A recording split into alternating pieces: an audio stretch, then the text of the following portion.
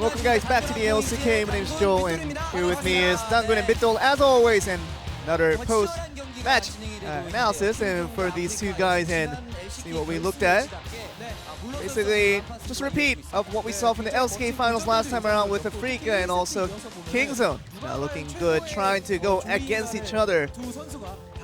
And it really was a who's Zoe's better. That kind of was this discussion there, and we've been looking around the key champions, definitely the key players who have contributed to what we saw, how we went through, and especially with Mowgli and Peanut and trying to go against each other and trying to see who the winner was going to be out on that one. And Tusin with the Alistar trying to make a statement there as well with the support.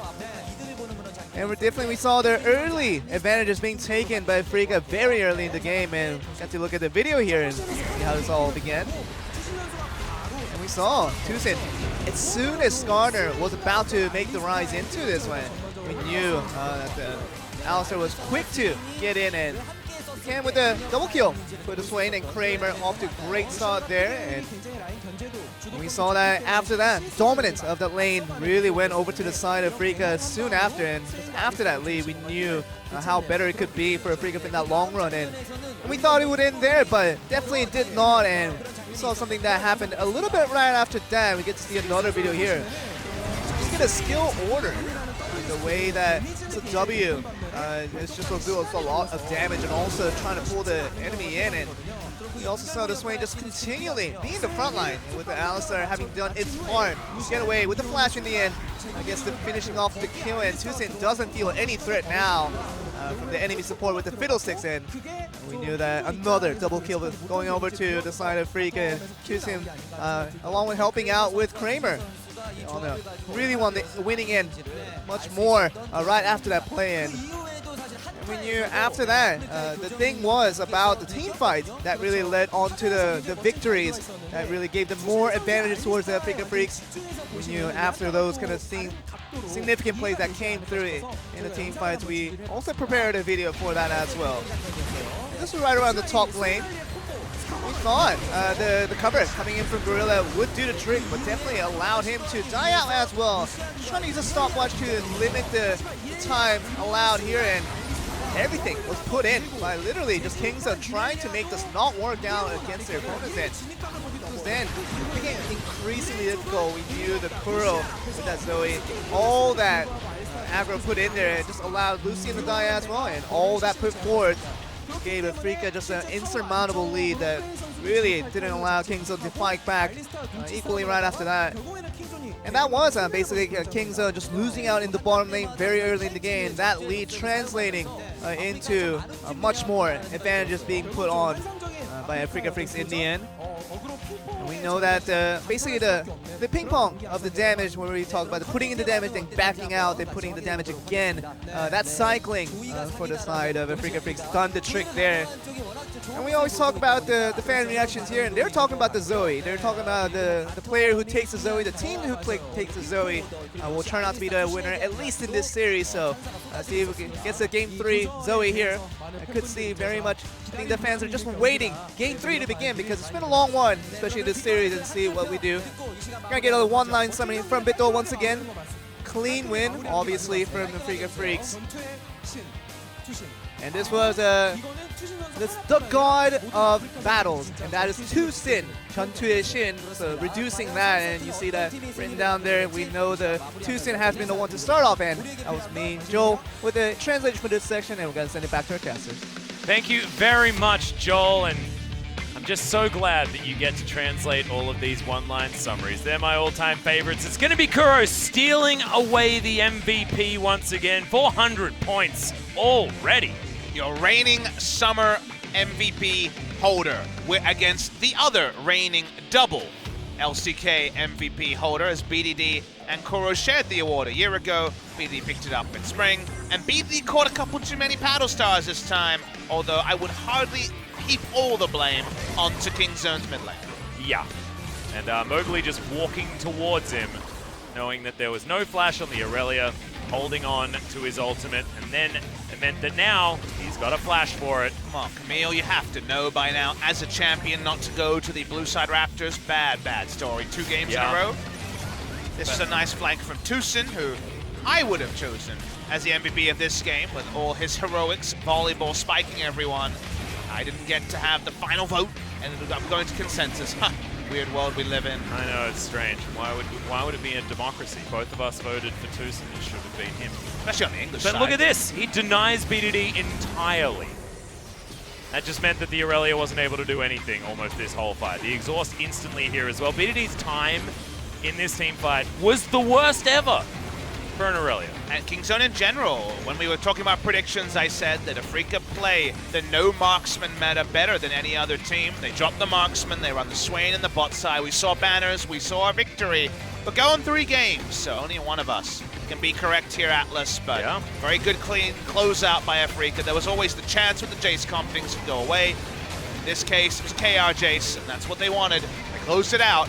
Now 1-1, and now one more game. What has been a long and interesting series. Yeah, it feels like what happened that game was the Jace became not even any part of the problem or the solution. Nope. Because the rest of the map was where the issues were. So that man on your screen, Khan, even though the Ornn was doing extraordinary things on the top side of the map, it was the Swain getting too big and the Alistair getting to go wherever the heck he wanted to deny Kingzone their victory.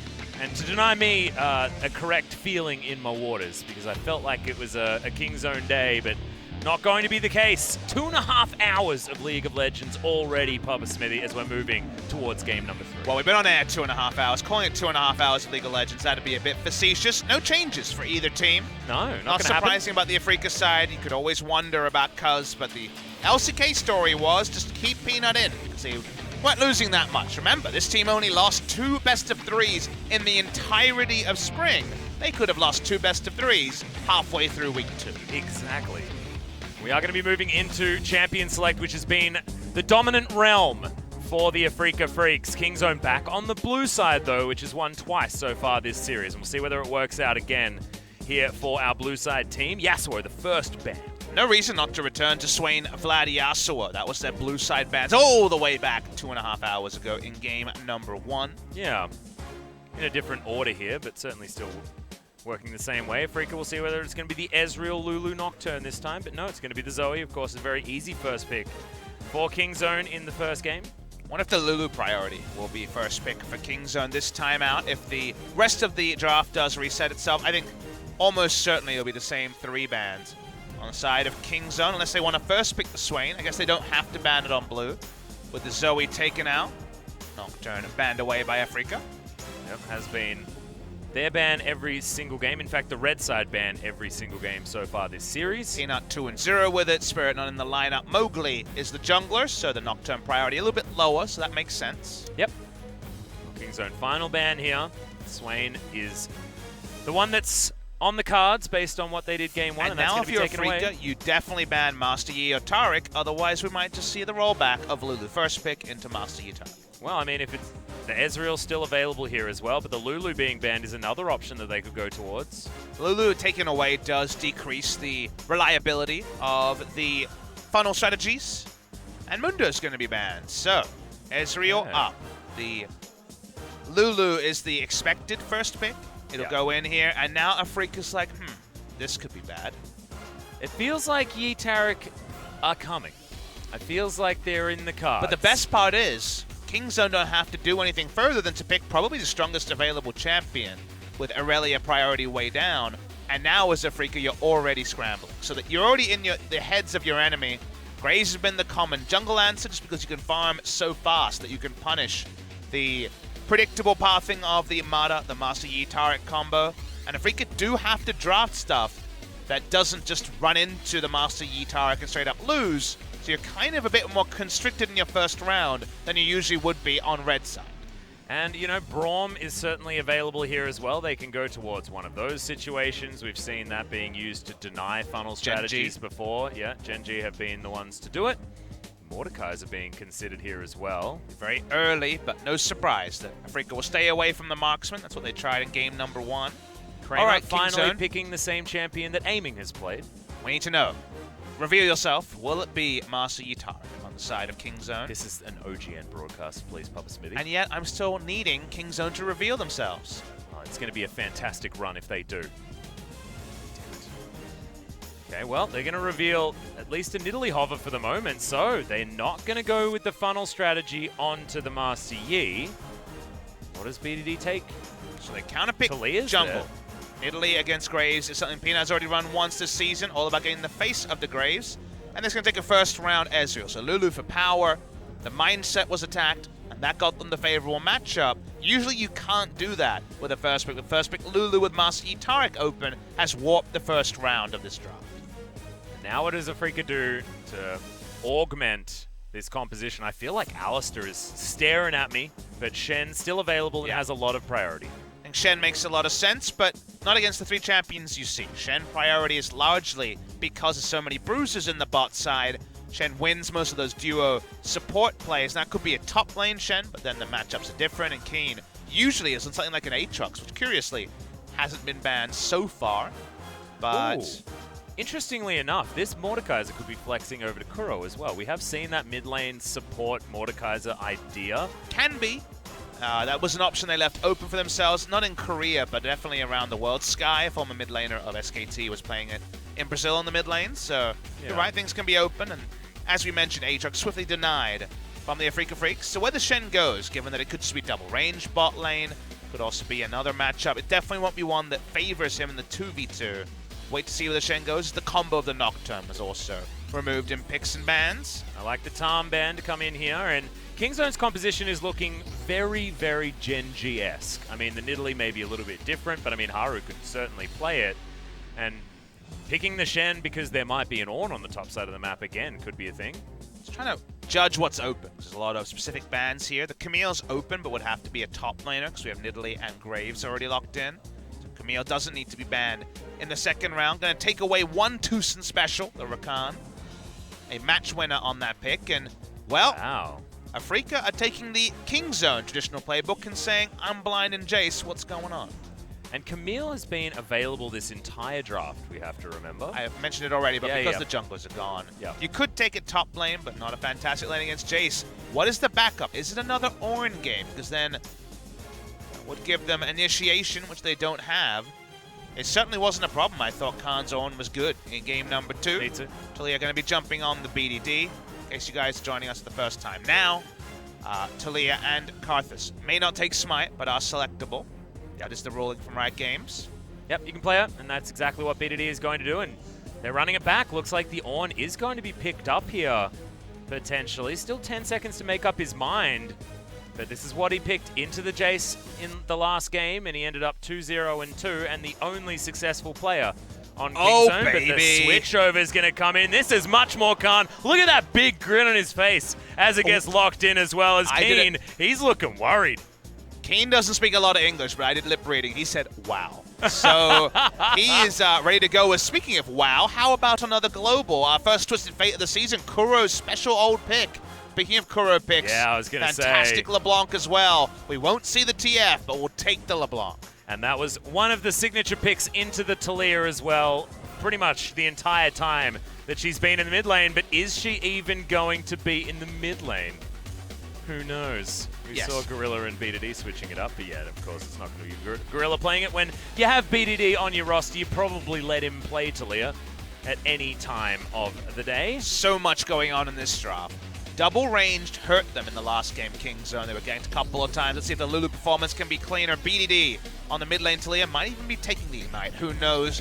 But the top lane They are going to do it. Really? They're doing it. The Talia support is coming in. They're flexing away from the matchup. They're putting Lulu against LeBlanc, and Lulu does better in that lane than Talia does. The top side is interesting as well, as the Kled Lulu coming was in. always a denial pick to the LeBlanc back in the day, and now she's back in the day LeBlanc again. That was what Faker was doing in, I believe, spring final last year, was Karma and Lulu against LeBlanc, so a last-second change. How will Gorilla look on a different range support? Talia doesn't necessarily be a champion that he has a lot of experience on. The top lane matchup that made Keen, our representative top laner, say wow at going for the counter matchup, or attempted a counter matchup. Certainly I'd call it a skill matchup here. The Kled, the 957 special from over in China. Our first Kled in forever.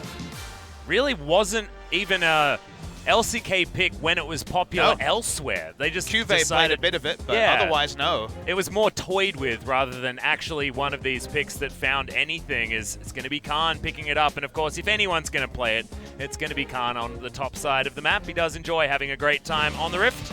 As ladies and gentlemen, looks like the players are ready to get onto the Rift for game number 3. Let's see who's going to take it.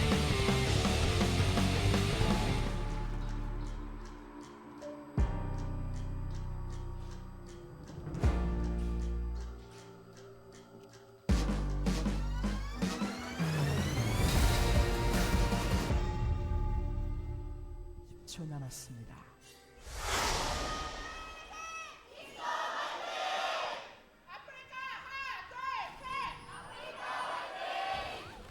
Kingzone fans very loud, wanting their team to turn it around here in game number 3. Momentum now back in the hands of the Afreeca Freecs.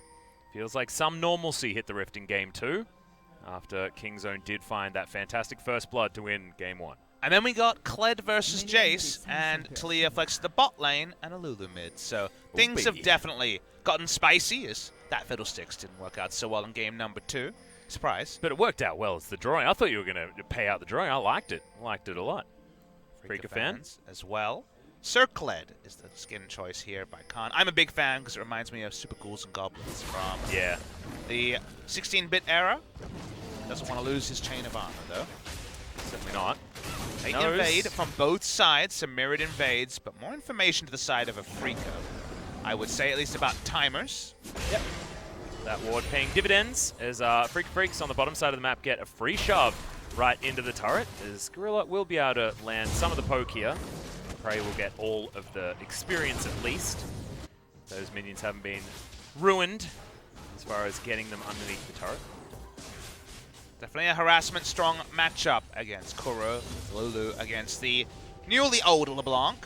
The polymorph gets a lot of value in this matchup. I love that sentence. It's really hard to explain which LeBlanc it is. She's changed forward and backwards so many times. It's pre-rework, post-rework, rework LeBlanc. Thank you. Very succinct. I like it. It's like what we were talking about with SKT, SKT T1, T2. I thought we had a promise not to talk about SKT. At least today. We already spoke about it today. Whoops. Last time we did see the Kled was, like I mentioned, Cuvée. Yep. One of the few people to play it in 2016. I love Kled as well. I mean, he's got an ability called Bear Trap on a Rope. Amazing. Very fun champion. Mowgli doing what he did in the previous game. Remember, that was Jace with vertical jungling topside by the Skarner. Now it is the Jace with the vertical jungling on the top side by the Graves. Now it's when he transfers that power bot side that big things happen. Speaking of big things, a bit of trading in mid. Yeah, and the Glitterlance not landing there as well by BDD, meaning that Kuro was able to win out that trade. Ignites on both sides of this matchup, as well as you can see Kuro getting that Electrocute proc was what was able to give him the advantage. And the tumultuous matchups in top and mid will be most interacted by some damaged junglers. Graves and Nidalee are the ones to watch this game. Mowgli starred in game number 2. May have been deserving of MVP, and here he is. Chain's going to land, and that's going to get the flash, but it's not actually going to be enough here as good shield comes out. The flash from Peanut grabs the first blood, as end of the line actually does come back from Mowgli, but there's minions in the way, and it's the worst for a Graves when that happens. Glitterlance doesn't find the Graves, but that is going to mean Kingzone with the advantage again. So important that Nidalee was jungling around the Raptors to make that happen. Looked like it would be a success because Cook could follow Flash, and the tether range is very generous on the side of the LeBlanc, but that meant she was out of a flash when the counter gank happened.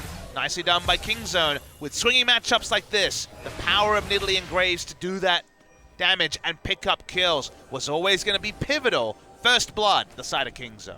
And now, once again, we've got a bottom lane that Kingzone should be able to just push in over and over again. How many times have we spoken about Mordekaisers that struggle in these matchups?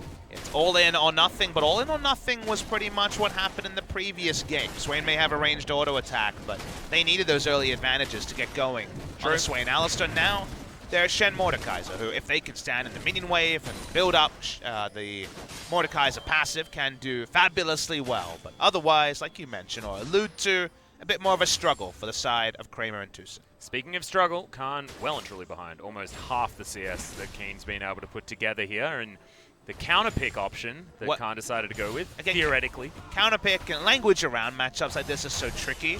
Well, I mean his decided pick into the Jace. Just so the fans know, like when you pick something like Kled into Jace, you don't just run at them and win. In fact, you run at them and lose. There is windows. An all-in around level 6 can definitely happen. You can pull off a gimmicky level 2 all-play, but obviously unlikely, and you need level 3 to really be strong on Kled. But the reason why Keen visibly said wow in English during the pick ban is that it is, Kled against Kled, a champion who beats tanks and melee champions, against Jace, the strongest laner possible. So he needs to all-in. And speaking of all-ins, there's a lot of people mid. Yeah, there's in fact 6. Correct. It's just 1v1s everywhere else. We're running 1-3-1 comps at 6 minutes into the game, guys. There's Gorilla looking for Tucson. That threaded volley, get value onto the Shen. That was a free half of the Shen's health bar. See if Peanut can get a free Rift Scuttle on the top side to try to give some chances to Khan with items. Again, with an all-in, with levels. Kled can get somewhere, but everything is equal. Kled does pretty poorly in this lane, so that's why we're watching it with bated breath to see if we see a huge outplay at some point by Khan. Yep. Nice thing for Khan here, for Keen here, is the fact that the wave is now pushing towards him. He'll be able to have an opportunity to go for one of these potential solo kills if Khan has to overextend to be able to pick up farm, as Kuro doesn't find that chain, and that is when the trades go awfully for the LeBlanc. In hindsight, we should have known that the Lulu will be going mid lane the moment that Ignite was the summon spell choice for the mid laner, because if it is going to be the Talia, you have to take barrier against LeBlanc. Yeah, true. Ignite, Lulu can solo kill a LeBlanc. We've seen it before. Again, I believe it was FLICKR in that final of the LCK. Just do surprising turnaround damage when LeBlanc gets in your face. There's nothing to block the picks when LeBlanc is in melee range using the distortion. So, a lot of options here for BDD. You can also deny a lot of the farm from Kuro as well, because if you do get it to a health bar, like with all of the harassment that you talk about that's low, you can't distort into the back line because it's just too dangerous. And your itemization, crucially on patch 8.11, on 8.11 as it reflects in the bottom left, can still be Merc Tread's Banner of Command for a lot of magic resist early in the game and a lot of punishment if LeBlanc roams around. Well, so far, Kingzone have had the right idea as far as draft is concerned, and it's been paying off. 1,000 gold is going to be the tune of the lead as far as gold is concerned. But in games like this, especially between Afreeca and Kingzone that have shown us so many different things throughout this game, there can be so many swingy moments. In fact, in all of them, there has been seesaw effects. Even though Kingzone did manage to get their big lead at the beginning of the first game, there were certainly moments where Afreeca looked like they were fighting back. Very interested about the timings around the Banner of Command for Mordekaiser and the Banner of Command for the Lulu. Seems like Mord is rushing the item, so we'll have it first. What that means for the first Drake, because whenever we have Mordekaiser in the game, the first Drake feels like the first Baron almost, because what it represents, the snowball that the spirit of the dragon can give the Mordekaiser. Yep. So control around that first Drake. Italy can definitely do a lot of damage to it, but right now the map is pretty even. Slight lead to the to the Lulu in the LeBlanc lane in terms of the 1v1. Right now a push in bot lane, but that changes and the first Drake goes the way of Afreeca. That'd be big news for that. As you can see, Freaks are in a lot of trouble. Spirit's Refuge doesn't help you against the Talia poke. This Gorilla has been very, very good at making sure that he's being a nuisance. Frostfang is what he's managed to pick up, just trying to complete that quest and get things done, but see what his first item is going to be. Scuttle counter will be all but one, I believe, to the side of Kingzone. Saw Peanut hit the last one up top. Now we pick the bot side Scuttle. Still no start on the Drake, but even delaying it and stopping Afreeca from picking it up is not a bad thing. What you want to avoid is Prey using all his mana and having teleport down, and that seems unlikely. There's no obvious recall timers on the side of Kingzone. As important as there's that Banner of Command, it did come early. Yeah, already completed here for Kramer. Thankfully with the double Relic Shield, sort of helping him out. No potions could be afforded, so he made sure that he went back and bought that as soon as he could. Ward is going to be put back over the wall there from Gorilla. He's just trying to thread some volleys in here onto Tucson. It's the only way they can get lane presence, Atlas, short of a gank, and it's Graves for the gank, with no CC lane outside of the single taunt. So, given the low percentage chance of the gank coming through, the only way he can get any sort of breathing room is this Banner of Command, and he wants it before the turret goes down. Yeah. And this double melee matchup is really susceptible to Seismic Shove as well, especially if Gorilla can use it defensively as they're walking towards him. So I love it. The threaded volley for the poke and then the Seismic Shove for the defense. Often you see it offensively used from a mid lane Talia, but the Dragon will just be stolen away here from Peanut. Even an early smite because he knows that he's not under fire, and Mowgli says, dang it, we got a level 7 Mordekaiser, why the heck don't we have a pet dragon? This bot lane duo with the Talias doing Lulu things, that's Runic Echo for you. We have to remember that this is Peanuts in Italy who does silly things with threading needles and these spears as well. Two-part thing. It is Runic Echo on patch 8.11 when the last change came, no longer building out a lost chapter. It's the highest gold efficiency that Runic Echo has ever had. Actually more gold efficient than Warrior, which always gave you just a huge wad of AD when you finish the recipe. Yep. Same is true now for all the ability power from the Runic Echo. And like you mentioned, Peanuts famous in Italy. The biggest stat for him was in the 2016 season on Rocks Tigers as a team. Never lost on Italy in the entirety, I should say, of his career on that team. See whether he's going to be able to land another victory for them as well, because Kingzone desperate to try and turn around their fortunes after game number 2. Well, it was frustrating this time around as well. I mean, there were a lot of issues in the last game. We had to remake it to start things at the beginning and would have screwed up momentum just a little bit. It looks like Kingzone have turned all of that around. Mowgli now on the Rift Herald, and of course, Afreeca not out of this one in any sense of the word. They've got a 30 CS lead on their Jace on the top side. This BDD is at least going to be able to scare Mowgli away. The tower falls, however, on the bottom side. Global gold is fantastic when you do have a lane that is getting bullied around. You just love and you can appreciate how much of this game, and draft in particular, was warped by Master Yi and Taric being up. Kingzone playing Master Yi and Taric earlier this week. The first pick of Lulu with Zoe taken away was already free, right? It's a very strong first pick. And then Afreeca instantly had the alarm bells. And they're like, all right, well, we can't draft into Master Yi Taric. We need stuff that could work in either scenario. The Graves is usually not a high-ticket item in the LCK. It was taken because it does pretty well at power farming. The Mordekaiser was something they felt they could get away with. It didn't show too much about their comp, but then it was double range. Bot lane, they got pushed out. The turnaround in the mid lane, and ganks around the mid lane and turnarounds around Raptors have been so big in this series. Goes the way of the blue side team, in this case Peanut. We hear the ultimate coming through just to get to the bot lane, but so far the lane assignments, everything has fallen into place in the first 12 minutes for Kingzone from that draft. What the heck? How did Prey side? Okay, that's some pretty nice reaction speed to get out of the way of the empowered shock blast that I thought was looked at there by Prey. It's melee champions trying to push against Kled, so he can at least start to delay the take. Going to try his best underneath this turret here. Does now have the Tiamat available to himself as well, which is a high value on the Kled.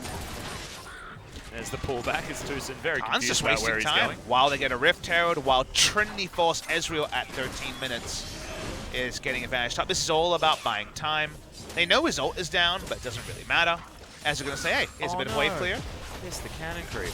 And for once, Jace has to deal with a lane that he can't push in. Yeah, and so much poke coming in here as well, as that's the last auto. That's going to do it. 2 turrets in quick succession, as well as the Rift Herald, as well as complete vision control, and potentially a red steal. As well as... See whether Peanut can actually land the long-range speed. Oh, decides not to go for it. I'm incredibly upset about that. Look for the icon. The icon is still there. We heard the as well as chain, and I think that was the right grammar, even though it was obviously bad English, because it was just so visible how many significant objectives that if either team picked up, you would remark on as a play-by-play caster, were all chained in a line, and the bot lane turret was held as well. So they found just a massive lead. 3,000 gold, and the threat of another turret from the Rift Herald picked up in one fell swoop. No mana immune yet, but I'm sure the mirror mana timing will be just fine as well. And really, so much has fallen into place from the draft and the nice execution in the early game by Kingzone.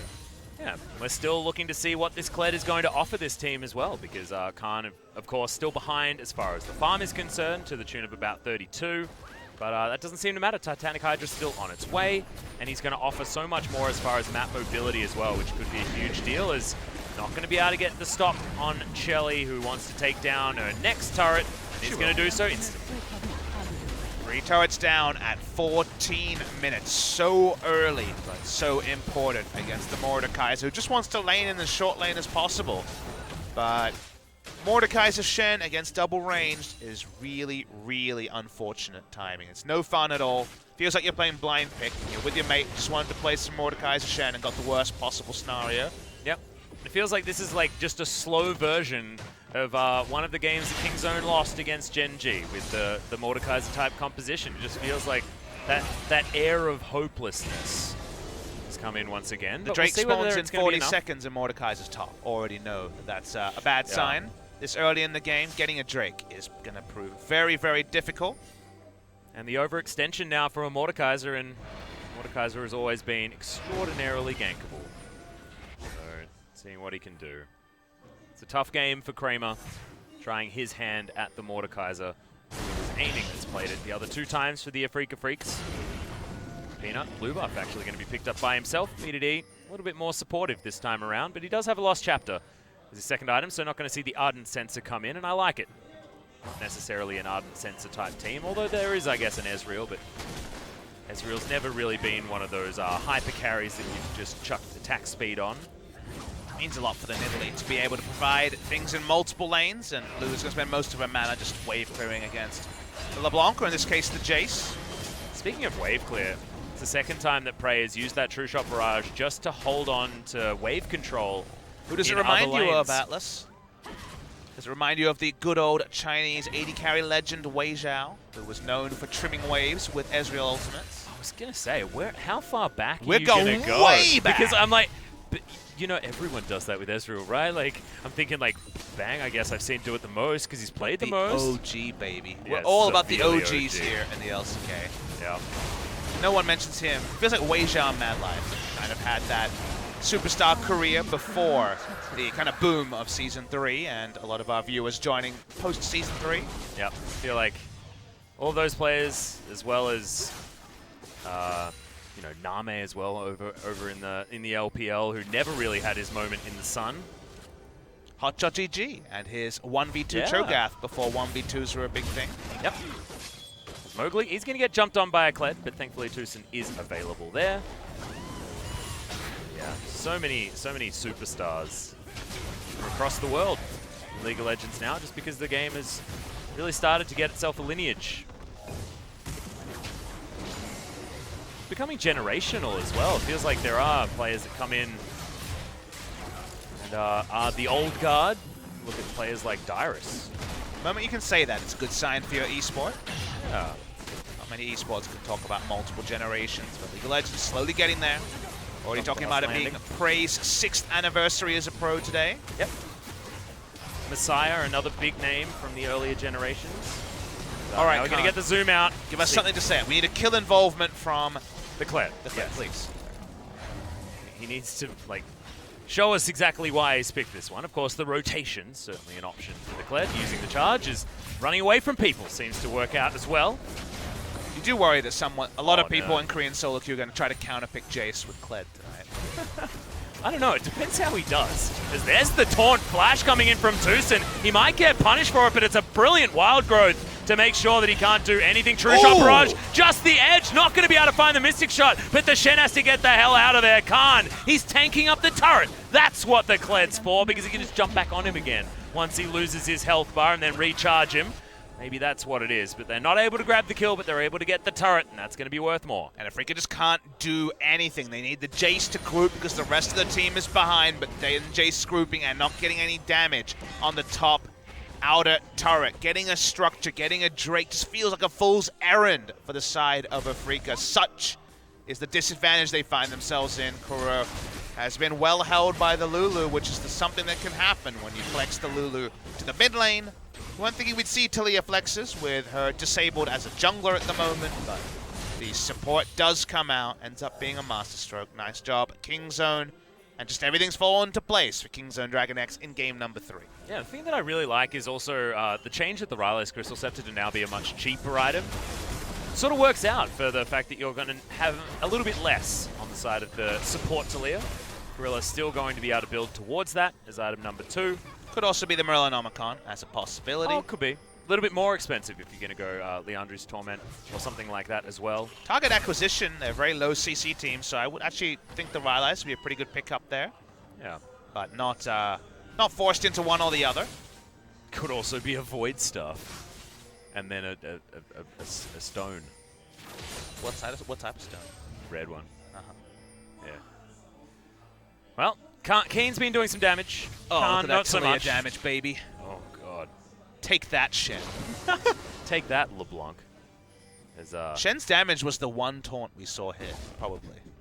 And nothing But else. it was a taunt flash. That was cool. Flash doesn't do damage, Alice. Yeah, I know, but it got in there. And it looked cool. That's true. Did you hear me? I got real excited about that particular taunt flash.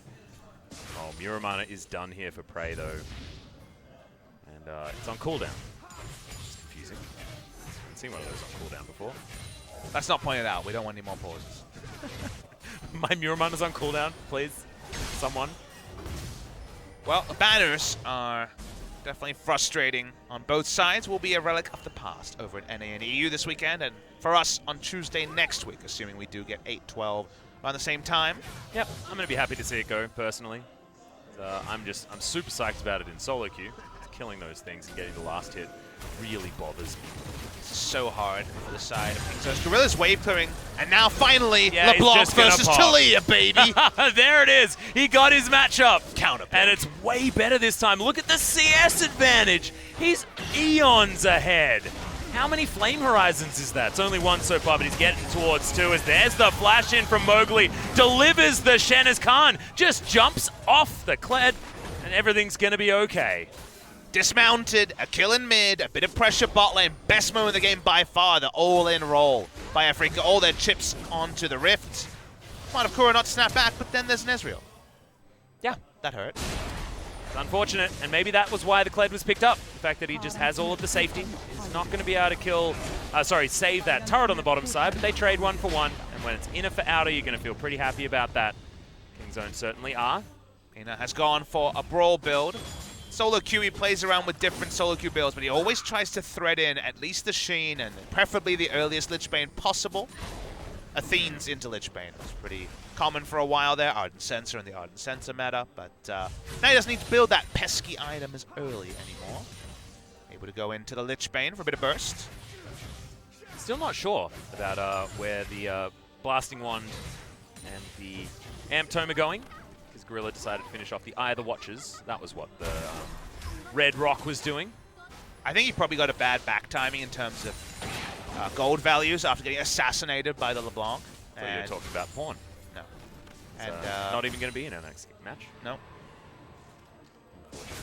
But that really just forced him to buy whatever he could and ended up being the upgraded Frostfang item. In the mid lane, we're pushing through. Kingzone still have a lot of map presence. 2 Drakes to their name, none to the Mordekaiser. Could be a 3rd one now. Yep, they are going to move over there, making sure that they deny the Mordekaiser as many dragons as possible, and they can just feel that they have control of this game. Peanut going to happily take this one down with his new and improved Sheen proc with the Lich Bane. Lich Bane Runic Echo for the positive synergy these days. Yeah. For the Runic Echo, it was, of course, the Sheen effect on the AP jungle item. This was a long time ago. It was. We've had a lot to talk about today, so some of the have. ground we've covered has been old school. Severe historical references. Swiftness boots becoming pretty common on Talia in most roles because you get out of combat and into the rock surfing so early. You have even more flat movement speed, both base and now with the Swifties. Roaming around, being a nuisance on the map. Well, Kuro still needs to be respected here by Gorilla. DDD happy to play up here though. You can see the Kled in a side lane. The 1-3-1, the double teleport. Oh yeah. The Ezreal in a side lane. He's going to go back home. I think it's going to be Blade the Ruin King time for Prey. Definitely the potential for all-in time from the Kled. He's hit 2 items, which is very difficult to do at the same pace as Jace in any matchup, but definitely in the Kled versus Jace matchup. Been an afterthought. They haven't been able to dunk on the Kled because they've been playing around losing lanes elsewhere. So definitely not a full piece of information about the Kled this game. Yeah. Well, Banner of Command going to be on that cannon creep as Kingzone try and use that to get some control. Frey checking brushes with Mystic Shots, has a Whimsy Shield. Now going to control this top side very, very effectively. The cheeky ward outside the Baron Pit is going to deny, is at least going to keep vision there for the Afreeca Freecs. Kingzone certainly have control of this one. No sweep is available though, so no ability to scout that ward. Kuro does get himself a Electrocute proc onto the Kled, but that's not the target that he wants. He wants to be trying to get things like the Wild Growth out of BDD and to just explode Gorilla before he can do anything. Need that sweeper before you start, because those wards that used to be game winners are now predictable, but still frustrating to deal with. True. Well, waves being cleared out, Peanut having to hop over the wall. That's just fine. Throws out a spear there just to follow up, but everything a little bit calm. Just chilling out here at 26 minutes into the game. Afreeca, it's 1-1, but we're feeling like Kingzone have this huge lead, which, you know, is to the tune of about 4,000 gold, but it's the map control. It's the 5 turrets that Kingzone have been able to put together that just means so much more against these Mordekaiser compositions. And also, compositionally and conventional logic do apply. Mordekaiser Jace from ahead, great. From behind, not so great. A marksman comp versus a no marksman comp. Basically everything tangible and intangible counts against Afreeca that isn't kill score and to a lesser degree gold lead. So it's definitely a disaster visibly for Afreeca, but effectively it is a disaster. Yeah. And you can sort of feel it here right now as well. Kuro, his build representing it. The second item, Void Staff. Always feels bad, but he's the one that does like to build it more than other mid laners. He's just trying to get a pick onto whoever, rather than being able to double down on single target damage on a squishy. Yep. Primal Surge being there, the poke not going to be registering on the side of the Afreeca Freecs. However, on the other side, these spears starting to hurt, as you saw Mowgli. Not enough true grit there for the Graves. Was stationary for too long. Kuro actually missed the chain this time. Kuro's LeBlanc, one of his highest win rates, so still trying to look for a way to fish for a pick, fish for a turn into the game. But the threat onto Kingzone is minimal. We're still on 8-11, so the shield duration not short on the Lulu like it will be on 8-12. They poke, they push up. They don't fully engage the Baron because they don't have a tank, so it's risky. But their Baron damage when they do fully engage on it is sizable. Yeah. They do have heals, I guess, as well as, you know, shields from BDD coming in. But you're right. A little bit more of a dangerous one considering their squishy nature. Ghostblade done for Keen. The F-Sword should be moving towards something like a Guardian Angel for his item number 3, which will mean that the Jace will be doing a lot of damage. A lot of poke will be landing here from the Afreeca Freecs, but can they actually turn around what has been a bit of a horror in the early stages of the game? Can they grab the next Drake, which is going to be a Cloud in a minute and a half? These are all the questions that we need answers to, because they could do the classic maneuver of take the dragon, move it to the Baron Pit, and kill the Baron with it. Speaking of classics, Baron Throw is always a possibility. You do have a comp that from behind shouldn't work, but you get the right spirit. In fact, if you can just get a Ghost to make it 6v4 momentarily, things can happen. There's a lot of reasons that Mordekaiser should not be able to pull things off, and yet stranger things have certainly happened, both in our broadcast tonight and also on the Rift. So a lot of things can happen here. Can't spend the game till you've fully earned it, while Kingzone have earned themselves a lot of reasons for their fans to be prematurely very excited about this game. The close is still to be had on the Rift. I also really want to find out what happens if Khan gets altered by Kramer and then dies. Does he have the Skull available to him? Does he jump off the Skull? And if he auto-attacks enough, does he get back on the Ghost Skull? I think he's actually little, but I'm not 100% clear on that interaction either. You've managed to, once again, point out something I haven't had to think about. I've thought about it a lot, and I haven't worked it out. And there are other things, interactions with clones from Mordekaiser that are amazing, like the fact that you get Darius passive if you get a Darius clone. So good. Old Sejuani passive, like Vicious Tendencies is a permanent buff, so theoretically if you got mounted Kled, he'd be able to do a lot of damage. Yep. Also, old Ghost Poppy was unkillable because you got As a resident Mordekaiser main, why are you asking me these questions? You're the one that should know. Well, I haven't actually experienced Ghost Kled because he's not in any of my games. So I'm interested. It's more speculation rather than anything else. I wasn't expecting anyone to really know the answer to that question. We've got 4 stopwatches on the side of Kingzone, so you'd think that the pick from LeBlanc is going to get very tricky. Yeah. And also the fact that they're investing into it means that they are looking to try and win a fight and win the game. So there is a lot of those investments. One of those is going to be turned into a Guardian Angel of Khan's own. It's 3 items even for both of our top laners who are sitting on 0-0-0. Certainly going to be a lead for the Jace as far as farm, but that doesn't really matter because there's a global gold lead for Kingzone, which is the main situation here. And 4 dragons now picked up. Double Cloud, double Ocean. All of this poke not really going to be working out. Normally you look at this saying double Ocean Drake, oh, that's annoying. But when you want to be standing in these lanes, throwing out poke over and over again, having all of the extra mana and the extra health regen is going to be helping you. 30 minutes is going to tick over though, and it's still 1-1. The gold hasn't really moved. Like, that needle hasn't really moved. That's why there's still hope for the side of Afreeca Freecs. Because of the cheap build on the Ezreal. Oh, Kramer's going to flash. Yeah. Oh, no, he's not. As the seismic shove is going to go the wrong way. Never mind. That was Gorilla and not BDD. Yeah. That's the difference. The seismic shoves go the other way. Yep. That ability is tricky to use. It is annoying to use. See first-time Rumble players and the Equalizer. Exactly. But if you've played Rumble before and you pick up Talia, you're like, oh, this is easy. Don't worry about it. I've actually never played a game of Talia.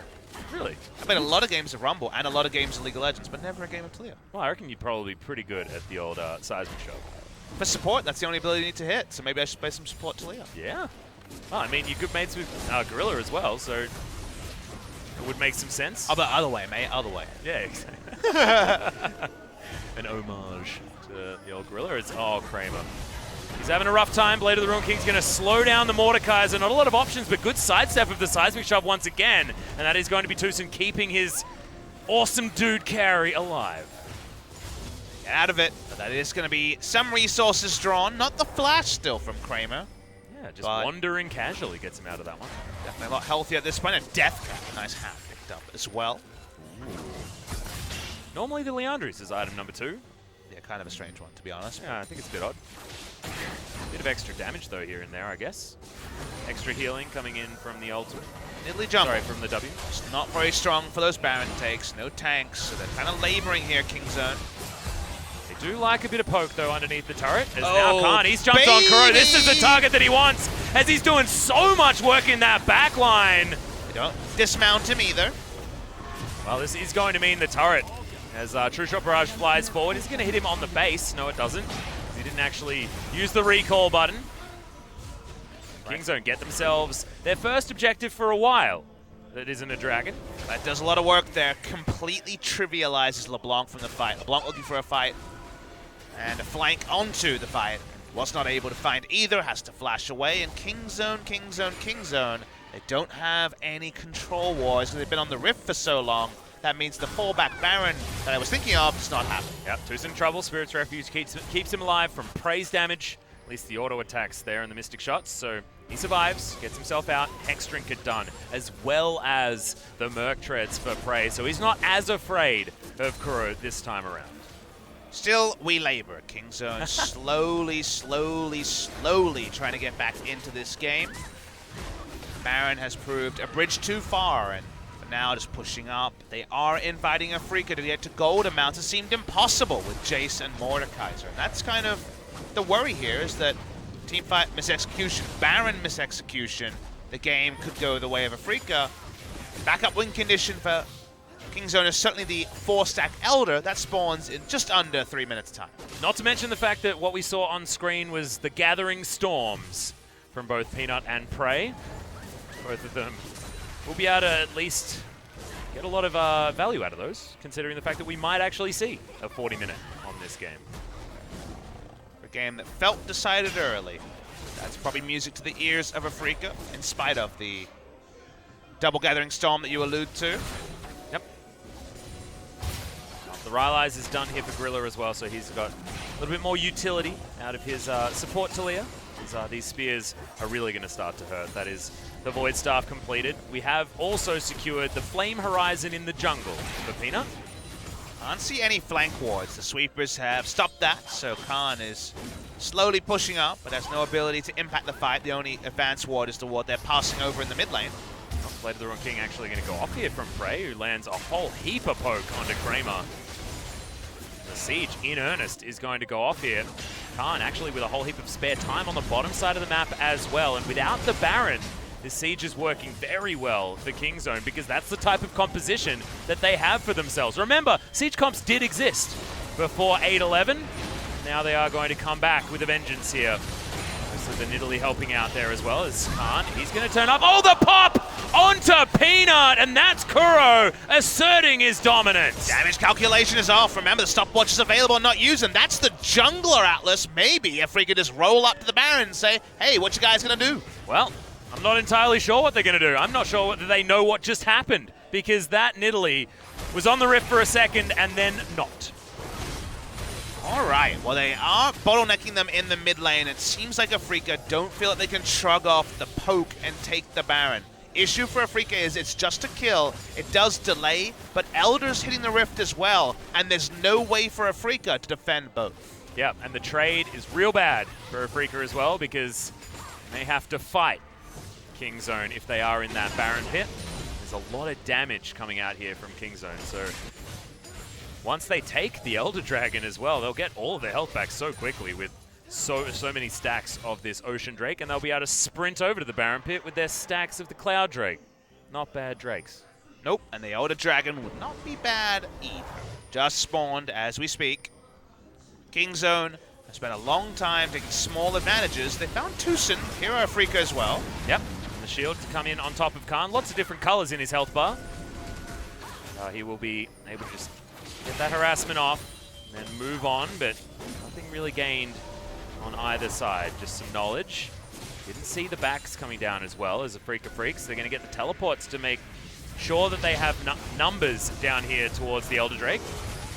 If the steal comes in and Mordekaiser gets some damage onto this dragon, then that is going to be a huge dragon in there. As Gorilla not going to get tagged by the chain as the Weaver's Wall to deny entry to this dragon pit. As there's the Elder being picked up. Tucson going for a huge flank, but it doesn't matter. Mowgli just destroyed as the seismic shove doesn't land onto LeBlanc. As Kuro, some funny business as he jumps over the wall. You don't want to be chasing her though, you want to be moving potentially to the Baron pit because they've got an Elder Drake as well as there's no jungler on the side of the Afreeca Freecs. They got a bit surprised, they wondered where he went, didn't get popped. That was just of course a very nice evacuation maneuver there by the LeBlanc. They are, as you say, going with 4-stack Elder over to the Baron. With that much damage, they'll kill it fast. Yep. And that was an example there with the Rift Scuttler getting pulverized by Prey's damage. Khan in here shows that there are definitely only 4 members in this Baron pit. Mowgli is dead, so this would be a time to stop Baron. Keen pushes in mid lane. The calculation here is going to be so hard because of how fast they do it. Yep, flash is available here from the Afreeca Freecs for the bottom side of the map. As Khan, he's going to jump on top of Tucson. Charge, not available just yet from the Kled. Ingo's keen, doesn't land the accelerated shock blast as this Baron is going down. Incredible. Kuro jumping in there, trying to get some sort of steal as in goes Khan, and they manage to kill the LeBlanc as well. Oh, chaining the death time is a big problem here because Mowgli pops up and Kuro just jumps back down, and they get the Guardian Angel from Keen. Afreeca Freecs.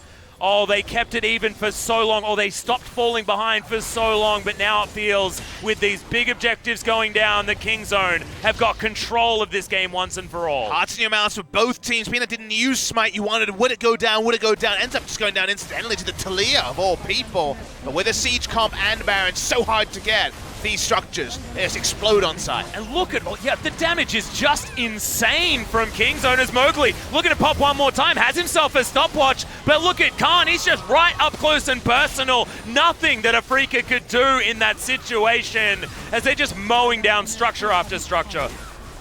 Slow and steady for Kingzone after getting a big lead early. They've still got that Elder buff, they've still got that Baron looking for the end. Yep, one more minute to that 40-minute proc of Gathering Storm as well. We may not actually see it as Kingzone are just taking down Nexus turrets, and it feels like the Afreeca Freecs have nothing that they can do. We've got 9 seconds of that dragon buff still there. Wild growth to make sure that no one is going down, and Tucson He is. Talia does actually fall on the side of Kingzone, but there are too many dead on the Afreeca Freecs, and the Nexus is going to explode. 39 minutes and 30 seconds as Game 3 belongs to Kingzone, and neither Papa Smithy or I are correct in our predictions. Ends up being a 3-hour, 26-minute series because of all the technical issues.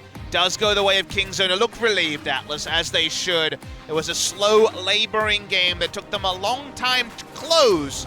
The moment that Nidalee turned around the gank in the mid lane, they did eventually labor, and to their credit, never actually looked like losing, which was mainly what this game was all about for them. They knew they were way ahead. They didn't want to give the Mordekaiser comp any way to steal a Drake, steal a Baron, and just dotting your I's and crossing your T's was likely eventually to end the game, even if the game kind of labored for us watching on. Yeah, and actually really liked that we got to go back to a Siege-style composition, and Kingzone knew exactly how to play it out as well. Yes, there are problems with setting up for Barons, the fact that you don't have a lot of safety in there. A lot of our teams were doing Baron really, really quickly because of the amount of safety that you have taking that objective, given the fact that you've got a whole bunch of bruisers that either have a lot of lifesteal, a lot of shields, a lot of tankiness, and can just stand there and use Warmogs to heal back up. Not the case this time around. Took a lot more finesse, but was still played incredibly well from Kingzone, and that's the kind of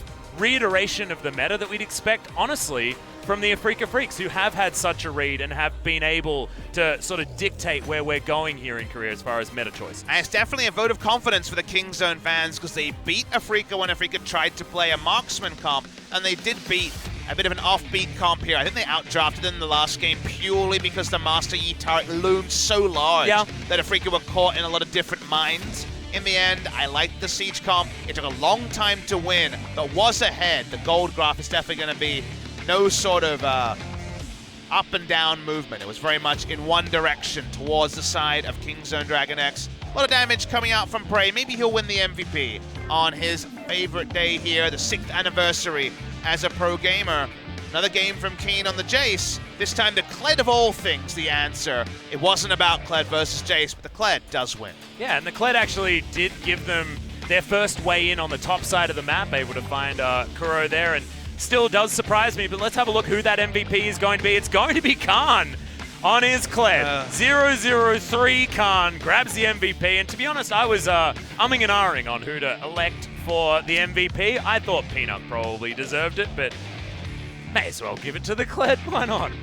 No, this is a bad choice, but they're giving it to him for picking Kled, which, you know, you need some brass balls to do that in some metas. Maybe they just wanted to have a chat to Khan because he's a fun guy to talk to. That's fair. Yeah, I could understand that one as well. As Kuro still the reigning premier when it comes to the MVP points for this week. This is the best play of the game, probably, though, taking Kuro out of a team fight in the back line, as I'm very interested to see when we see some highlights of the 003 game. Look at this. He ran him open. Yeah, he did. Look at this. He used his ultimate, and it worked pretty well.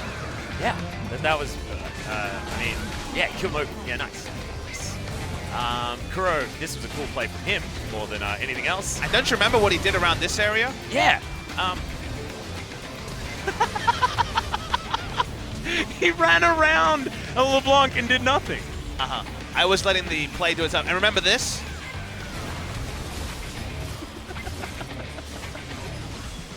No. Quintessential MVP stuff from Karnas. He ended the game with this super play. Oh, yeah. Oh, I'm waiting. Yeah. MVP stuff. Yeah, baby. Oh, thanks for those eyebrow movements, Papa Smithy. I'm glad that it was only I that got to see them. But guys, we are going to get to at least talk to Khan and see whether he thinks he was deserved of the MVP as we throw it over to Joel for translation. Thank you very much, guys. This is Joel with your interview translation for this first series, and we're going to look at Kingzone DragonX picking off a win against a really strong opposition with Afreeca Freecs. Was ready to try to make a comeback, but does win out in a 2-1. Gonna talk to BDD and Khan for the interview.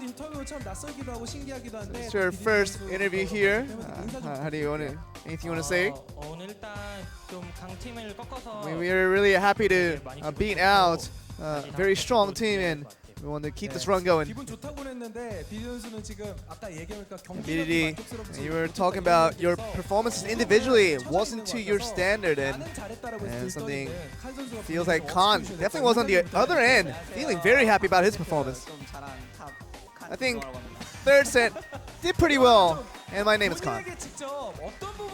What do you think you did so well on in terms of set 3, and something that you want to explain in detail? When everyone's settled up, I was always trying to hide in and trying to force something to happen. It just really allows to just kind of separate the opposition. And for that, I think that's a great distraction that I did against the other team.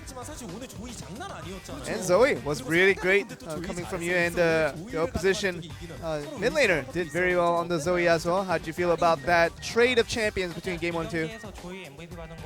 I mean, game 2, I saw that the opposition got an MVP with the Zoe, so that made me really angry. So I'm trying to make sure that I'll never lose that champion once again. I mean, game 1 was really good for you, obviously. For compositionally, it was really well done. But let's look at some of the highlights here. I mean, it feels like you didn't even know how much damage you could do there. I was trying to just poke out, and boom, he left in. And I think Peanut was kind of surprised too, but all in all, it was just a lot of question marks as to how a champion just explodes like that.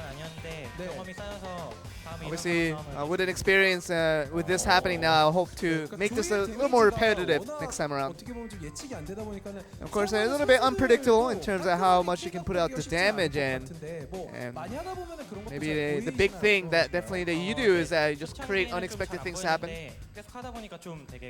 I just don't really know how to put the sleeping bubbles in. Sometimes you have to just kind of guess, and you have to practice to make perfect, and that's what I've been doing so far.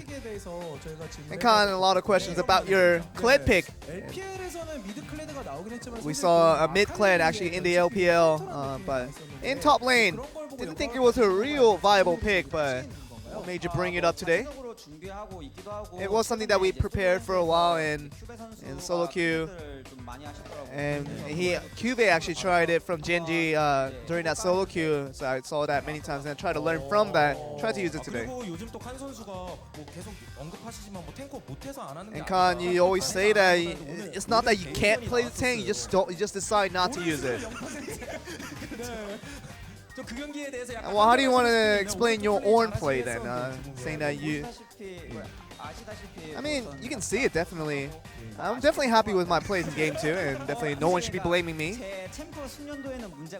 I feel like my understanding of the champion wasn't the biggest problem there, so definitely you're saying that the outcome of the result was not really dependent on your Ornn, but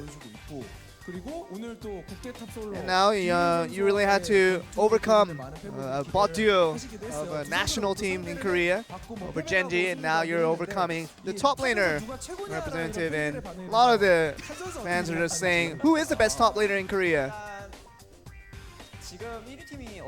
I mean, what's the best team right now in Korea? I think Genji and Griffin is right now top. I think the two top laners from those teams deserve that recognition as the best, but it's not many games left, and whoever comes in first place in the league, I think that determines who the best top laner is going to be, so we're going to find that out.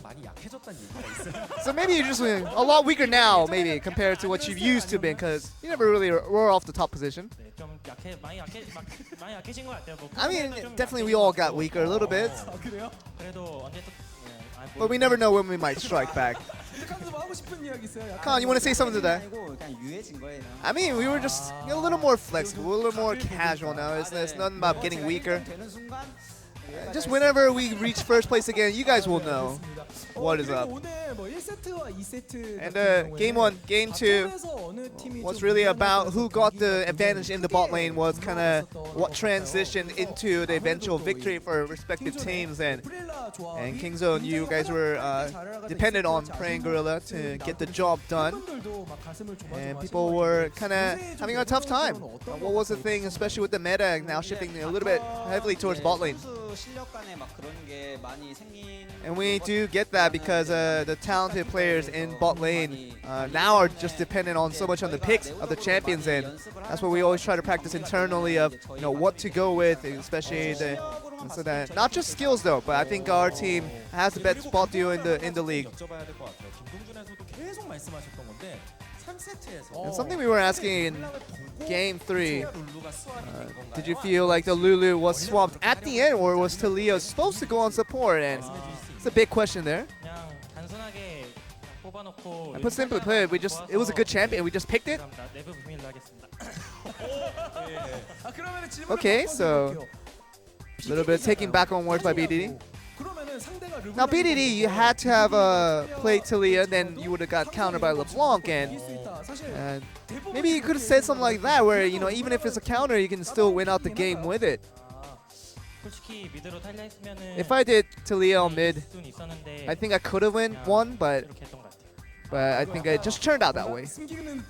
Definitely is not revealing the entire strats there by Kingzone. For Khan, you actually saw Jace on the opposite lane. And how'd you feel about having to face a champion that you had been so famous for?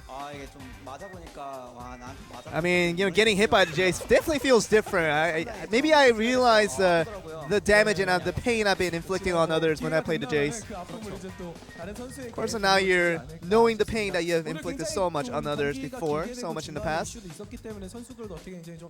And there were multiple assets of Kingzone that is now increasing, of course, with the fans still cheering you on. Anything you want to say to these guys? I think our form is coming back up and our conditions are looking a lot better. I actually got to talk with Madlife yesterday. He told us to play well today, so here's a shout out, and we did play well today. And Prey, would you like to say anything to him? He's a 6-year anniversary. I mean, there's not really anything left to say. Maybe there's a little more love for Madlife than Prey on that occasion, but Khan, you like to say anything to say? We knew there were long pauses, were really prolonged, but still, despite, we thank the fans for continuing to cheer for us, and we'll try to get you back with a lot more wins and a lot more victories for you guys to be joyous upon. Of course, Kingzone is looking a lot better now with the season start. Not looking that great, but now it's looking a lot better with Kingzone. Looking good with this win today. And this is Joel with the translation. I'll throw it back to you guys. Thank you very much, Joel. And I believe that means we've got Kingzone DragonX evening things out as far as the standings are concerned with the Afreeca Freecs. After that 2-1 victory, Kingzone trying to move their way back up the standings, Papa. The ledger has certainly been evened when it comes to score, like you mentioned. Now, let's look at it now in full Technicolor. We see that third and fourth are separated by 1 game. Afreeca have been just a bit more clean than Kingzone over the season, but that means Afreeca cannot join Gen.G and Griffin. So 4 series in for these big teams, this is the result. SKT, KT need to play to catch up. Most teams are at 4 matches played. Speaking of matches played, we've got one for you right after a short break. We're, of course, behind schedule, so the break will be around 20 minutes. BBQ Olivers against KT Rolster. KT mad after losing to Kingzone in very one-sided fashion earlier this week. BBQ on Struggle Street. Will that just mean that KT run over them, or will BBQ actually be able to find KT at a vulnerable time? We get to find out. Yeah, are they vulnerable as well, or is it the rise of Kingzone as well? Because they were able to topple Afreeca Freecs, who are looking like one of our best teams. There are a lot of questions that will be answered, but we'll see whether BBQ can bounce back. It's been bad for them. Let's go to a short break, and we'll find out after that.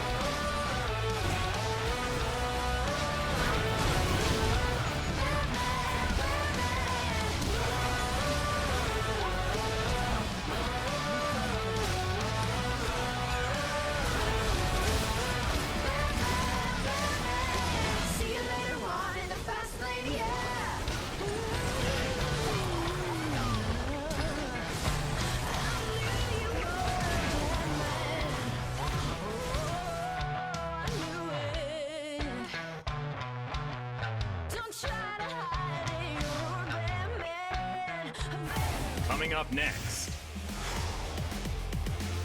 BBQ Olivers, KT Rolster,